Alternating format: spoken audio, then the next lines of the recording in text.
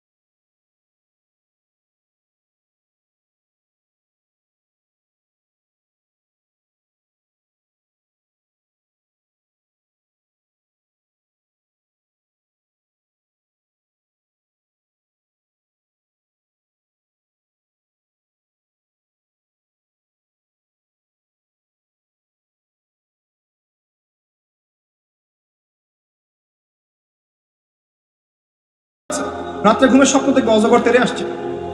হ্যাঁ, আপনি বাচ্চার সাথে যে কথোপকথনগুলো করবেন রাত্রে সেগুলো সে স্বপ্ন দেখতে পারে।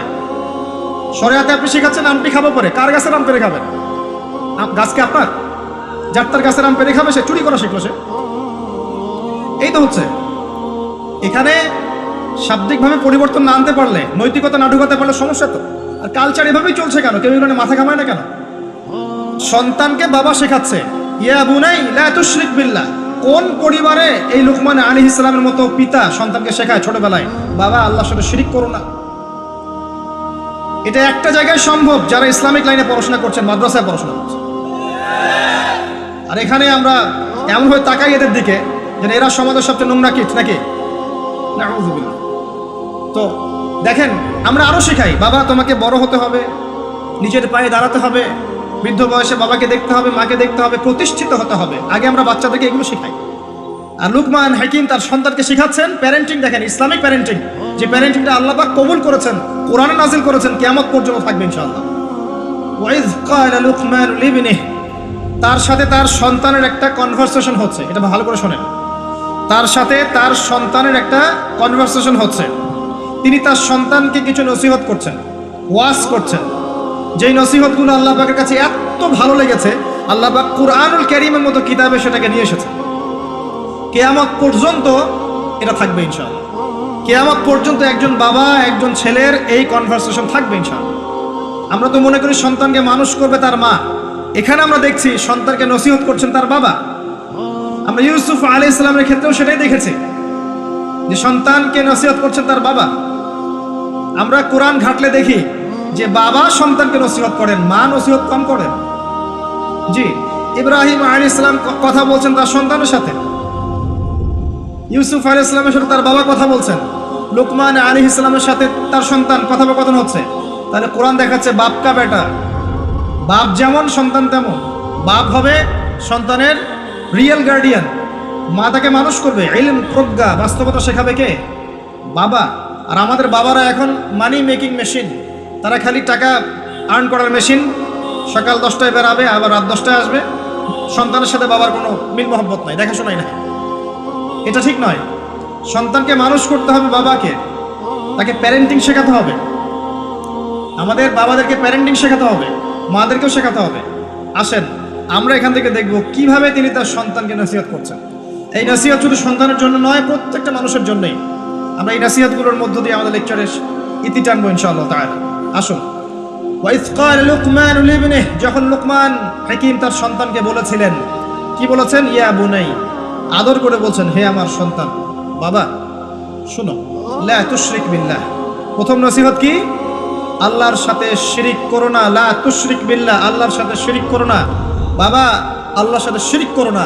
আগে সন্তানকে শেখান শিরিক কি জিনিস, তাওহীদ কি জিনিস। তখন বাবা সন্তান প্রশ্ন করবে বাবা শিরিক কি, তখন আপনি আস্তে আস্তে ওর বুঝ অনুযায়ী ওকে বলবেন। ওর বয়স যদি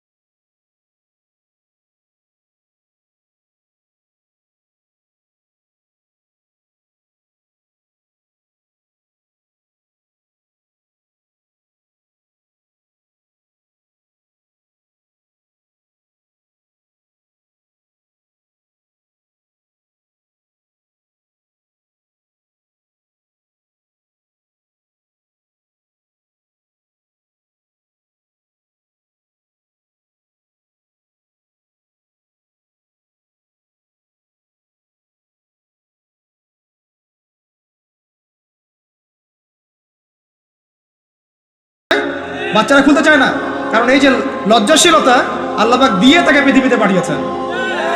বাচ্চাদের ফিলোসফি আছে, এটা নিয়ে যারা বাচ্চাদেরকে নিয়ে পড়াশোনা করে, আপনার কোর্স করায়, ট্রেনিং দেয়, তাদেরকে জিজ্ঞাসা করেন। বাচ্চাদের সাথে শুদ্ধ ভাষায় কথা বলতে বলা হয়, বাচ্চাদের সাথে শুদ্ধ ভাষায় কথা বলতে বলা হয়, যাতে ওরা শুদ্ধ ভাষা শেখে। বাচ্চাদের সাথে বাচ্চাদের মতো আচরণ করতে নিষেধ করা হয় এখন, তাদের সাথে ম্যাচিউর আচরণ করতে উৎসাহিত করা হয়, তারা শিখবে বাস্তবতা কি জিনিস। বাচ্চাদেরকে বেশি বেশি খেলাধুলা করতে উৎসাহিত করা হয়, খেলার মধ্য দিয়ে নেতৃত্ব দেওয়ার গুণাবলী অর্জন হয়। ওদেরকে মাঠে খেলতে দিতে হয়, বৃষ্টি কাদায় মাখামাখি করতে দিতে হয়, ওরা বুঝবে গায়ের সাথে যখন মাটি লাগবে, প্রকৃতির সাথে মিশবে, ওরা হৃদয়টা বড় হবে। দেখবে মুহাম্মদ সাল্লাল্লাহু আলাইহি সাল্লামকে যখন তিনি জন্ম নিয়েছেন, প্রথম 4-5 বছর তাকে ওই আরবের বেদুইনদের কাছে রাখা হয়েছে। ওখানে তিনি ভাষা শিখেছেন, মরুভূমিতে দৌড়িয়েছেন, খেলেছেন, ফিজিক্যালি স্ট্রং হয়েছেন, ভাষা শিখেছেন, শুদ্ধ কথা শিখেছেন। এরপরে হৃষ্টপুষ্ট হয়ে তারপর মায়ের কাছে ফেরত দেওয়া হয়েছে।